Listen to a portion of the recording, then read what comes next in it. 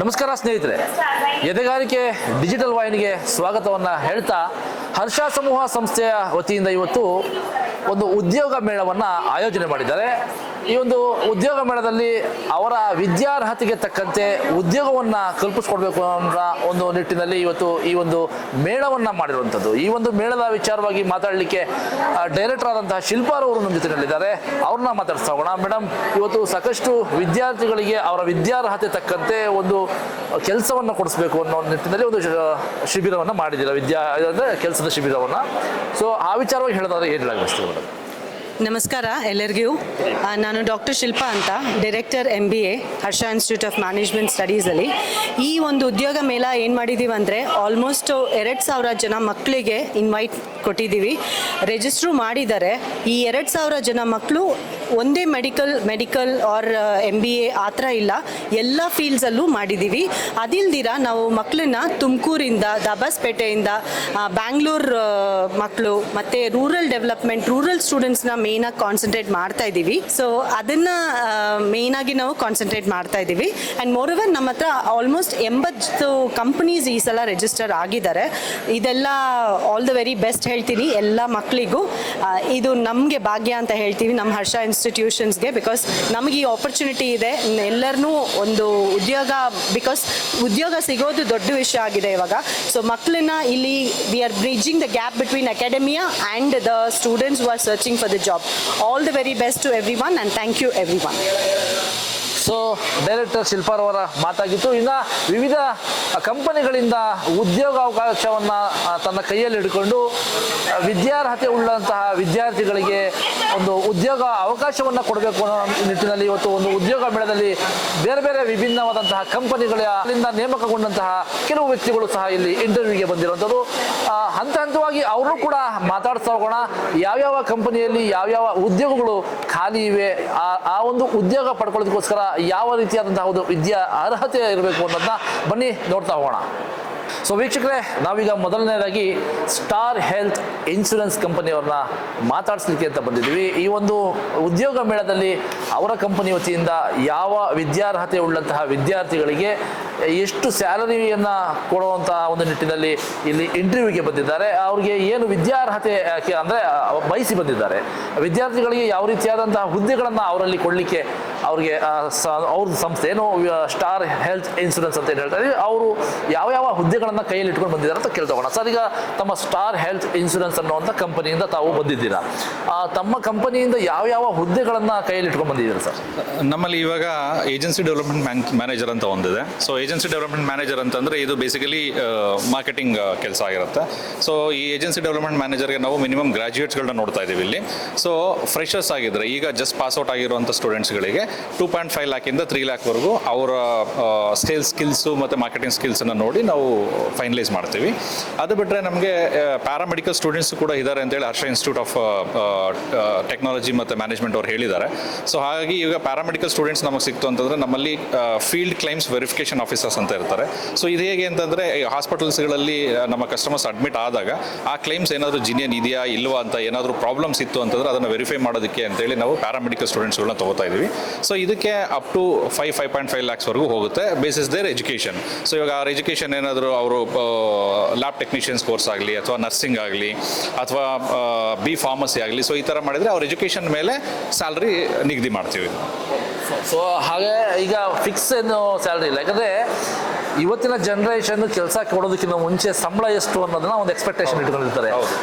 ನಾನು ಏನು ಕೆಲಸ ಮಾಡ್ತೀನಿ ಅದು ಆಮೇಲೆ, ಕೆಲಸಕ್ಕೂ ಮುಂಚೆ ನನಗೆ ಏನು ಸ್ಯಾಲ್ರಿನ ಎಕ್ಸ್ಪೆಕ್ಟ್ ಮಾಡ್ಬೋದು. ನಮ್ಮ ತಂದೆ ತಾಯಿಗೆ ನಾನು ಹೇಳಬೇಕು ಇಷ್ಟು ಸ್ಯಾಲ್ರಿ ನನಗೆ ಸಿಗುತ್ತೆ, ಈ ಥರ ನನಗೆ ಒಂದು ಸಂಸ್ಥೆಯಿಂದ ನನಗೆ ಕೆಲಸದ ಆಫರ್ ಬಂದಿತ್ತು, ನಾನು ಅದನ್ನು ಅಕ್ಸೆಪ್ಟ್ ಮಾಡಿದ್ದೀನಿ, ನನಗೆ ಮೇ ಬಿ ಇಷ್ಟು ಸ್ಯಾಲ್ರಿ ಅಲ್ಲಿ ಕೊಡ್ತೀನಿ ಅಂತ ಹೇಳಿದ್ದಾರೆ ಅನ್ನೋಂಥ ಪ್ರಶ್ನೆಗಳು ಬಂದಾಗ ಆ ವಿದ್ಯಾರ್ಥಿಗಳಿಗೆ ತಾವು ಏನು ಸ್ಯಾಲ್ರಿ, ನಂಬರ್ ಆಫ್ ಸ್ಯಾಲ್ರಿನ ಹೇಳೋದಕ್ಕೆ ಬಯಸ್ತೀರಾ ಅಂತ?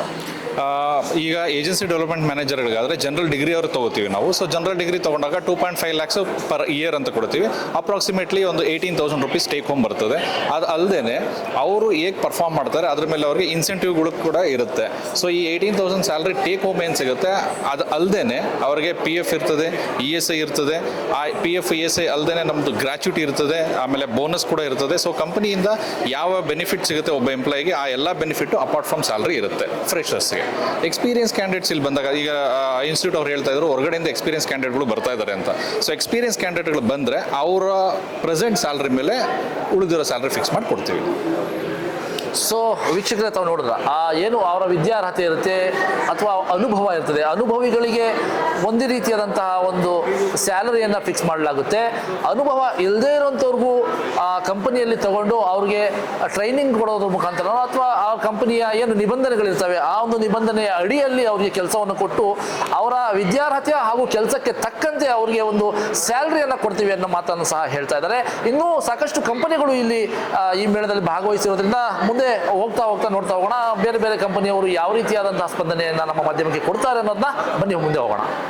ಸೊ ವೀಕ್ಷಕರೇ, ಈಗ ಅಪೋಲೋ ಫಾರ್ಮಸಿ ಅವರ ಬಳಿ ಬಂದಿರುವಂಥದ್ದು, ಅವರು ಯಾವ ರೀತಿಯಾದಂಥ ವಿದ್ಯಾರ್ಹತೆಯನ್ನು ಅಕ್ಸೆಪ್ಟ್ ಮಾಡ್ತಾ ಇದ್ದಾರೆ, ಯಾವ ಥರದ ಒಂದು ವಿದ್ಯಾರ್ಹತೆ ಇರುವಂತಹ ವಿದ್ಯಾರ್ಥಿಗಳನ್ನು ಅವರ ಒಂದು ಸಂಸ್ಥೆಗೆ ಹುಡುಕ್ತಾ ಇದ್ದಾರೆ ಅನ್ನೋದನ್ನ ಅವ್ರ ಕೇಳ್ತಾ ಹೋಗೋಣ. ಸರ್, ಈಗ ನಿಮ್ಮ ಒಂದು ಸಂಸ್ಥೆಗೆ ಯಾವ ಕ್ವಾಲಿಫಿಕೇಷನ್ ಅಂದರೆ ಏನು ವಿದ್ಯಾರ್ಹತೆ ಏನಿರಬೇಕು, ಏನು ಸ್ಯಾಲ್ರಿನ ತಾವು ಕೊಡೋದಕ್ಕೆ ತಮಗೆ ಗೈಡ್ ಮಾಡಲಾಗಿದೆ ಸರ್ ಅವ್ರಿಗೆ? ಸರ್ ನಮಸ್ತೆ. ನಾವು ಪ್ರಿಫರ್ ಮಾಡೋದು D pharmacy, B pharmacy, M pharmacy ಅಂತೇಳಿ. ಈ ಒಂದು ಯಾವುದೇ ಒಂದು D pharmacy, B pharmacy complete ಮಾಡಿ ಬಂದಿರೋರಿಗಾದರೆ ನಾವು ಆ್ಯಸ್ ಎ ಫಾರ್ಮಸಿಸ್ಟ್ ಅಂತೇಳಿ ಹೈರ್ ಮಾಡ್ತೀವಿ. ಸೊ ಸ್ಯಾಲರಿ ಅವ್ರಿಗೆ ಸ್ಟಾರ್ಟ್ ಫ್ರಮ್ 25,000 ಸ್ಟಾರ್ಟ್ ಆಗುತ್ತೆ. ಪ್ಲಸ್ ವೇರಿಯಬಲ್ ಪೇ ಅಂತ ಹೇಳ್ಬಿಟ್ಟು ಇನ್ಸೆಂಟಿವ್, ಬೋನಸ್ ಅಂತೆಲ್ಲ ಕೊಡ್ತೀವಿ. So next D pharm, B pharm ಬಿಟ್ಟು ಬೇರೆ ಯಾವುದೇ ಒಂದು ಎಜುಕೇಷನ್ ಮುಗಿಸಿದ್ರು, even graduation, non graduation 10th start ಮಾಡಿ ನಾವು PUC, ಗ್ರ್ಯಾಜುಯೇಷನ್, ಅಂಡರ್ ಗ್ರ್ಯಾಜುಯೇಷನ್ಲು ತೊಗೊಳ್ತೀವಿ ಆ್ಯಸ್ ಎ ಫಾರ್ಮಸಿ ಟ್ರೈನಿ ಅಂತೇಳಿ.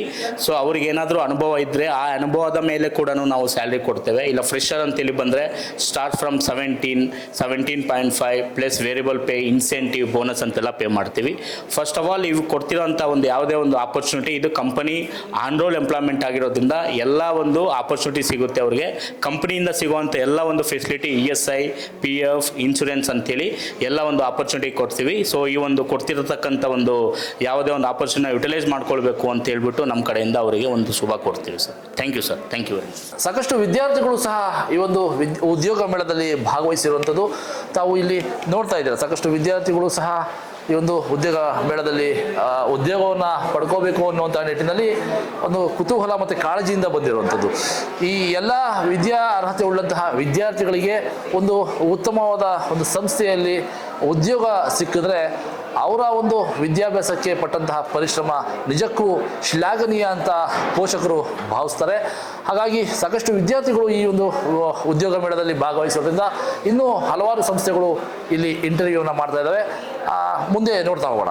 ಸೊ ವೀಕ್ಷಕರೇ, ನೋಡಿದ್ರಲ್ಲ, ಹರ್ಷ ಸಮೂಹ ಸಂಸ್ಥೆಯ ವತಿಯಿಂದ ಆಯೋಜನೆ ಮಾಡಿರುವಂತಹ ಉದ್ಯೋಗ ಮೇಳದಲ್ಲಿ ಸಾಕಷ್ಟು ಪ್ರತಿಷ್ಠಿತ ಕಂಪನಿಗಳು ಸಹ ಭಾಗವಹಿಸಿರುವಂಥದ್ದು. ಆ ಕಂಪನಿಗಳ ಪೈಕಿ ನೋಡೋದಾದರೆ Shriram, Tata Motors, Toyota, Apollo Pharmacy, Axis Bank ಹಾಗೂ ಬಹಳಷ್ಟು ಕಂಪನಿಗಳು ಇಲ್ಲಿ, ಲೆನ್ಸ್ಕಾರ್ಟ್ ಸೇರಿದಂತೆ, ಜಸ್ಟ್ ಡಯಲ್ ಸೇರಿದಂತೆ ಬಹಳಷ್ಟು ಪ್ರತಿಷ್ಠಿತ ಕಂಪನಿಗಳು ಸಹ ಇಲ್ಲಿ ಉದ್ಯೋಗ ಅವಕಾಶವನ್ನು ವಿದ್ಯಾರ್ಥಿಗಳಿಗೆ ಅವರ ವಿದ್ಯಾರ್ಹತೆಗೆ ತಕ್ಕಂತೆ ಕಲ್ಪಿಸಿಕೊಡುತ್ತಾ ಇದ್ದಾರೆ. ಈ ಒಂದು ವಿದ್ಯಾರ್ಹತೆಯ ಸಂಪೂರ್ಣವಾದಂತಹ ಲಾಭವನ್ನು ಇಲ್ಲಿ ಪಡ್ಕೋಬೋದಾಗಿದೆ. ಏನು ವಿದ್ಯಾರ್ಥಿಗಳು ತಮ್ಮ ವಿದ್ಯಾರ್ಹತೆಗೆ ಒಂದು ಒಳ್ಳೆಯ ಉದ್ಯೋಗ ಬೇಕು, ಆ ಒಂದು ಉದ್ಯೋಗದಿಂದ ತಮ್ಮ ಜೀವನವನ್ನು ಉಜ್ವಲ ಮಾಡ್ಕೋಬೇಕು, ತಮ್ಮ ಏನು ಮುಂದಿನ ಭವಿಷ್ಯ ಇದೆ ಆ ಭವಿಷ್ಯದಲ್ಲಿ ತಾವು ಸಹ ತಮ್ಮ ಸ್ವಂತ ಕಾಲ ಮೇಲೆ ನಿಂತ್ಕೋಬೇಕು, ಒಳ್ಳೆ ಜೀವನವನ್ನು ಕಟ್ಕೋಬೇಕು ಅನ್ನುವಂತಹ ಆಸೆಗಳಲ್ಲಿರುವಂತಹ ಸಾಕಷ್ಟು ವಿದ್ಯಾರ್ಥಿಗಳು ಈ ಒಂದು ಎಕ್ಸ್ಪೋನಲ್ಲಿ ಅಂದರೆ ಈ ಒಂದು ಉದ್ಯೋಗ ಶಿಬಿರದಲ್ಲಿ ಭಾಗವಹಿಸಿರುವಂಥದ್ದು. ಈ ಒಂದು ಉದ್ಯೋಗ ಶಿಬಿರವನ್ನು ಹರ್ಷ ಸಮೂಹ ಸಂಸ್ಥೆ ಆಯೋಜನೆ ಮಾಡಿದೆ. ಇಂತಹ ಸಾಕಷ್ಟು ಉದ್ಯೋಗಗಳು, ಉದ್ಯೋಗ ಅವಕಾಶಗಳು ಕಲ್ಪಿಸಿಕೊಡಲಾಗ್ತಾ ಇದೆ. ಎದೆಗಾರಿಕೆ ಸುದ್ದಿವಾಹಿನಿಗಾಗಿ ವಸೀಂ ನೆಲಮಂಗಲ.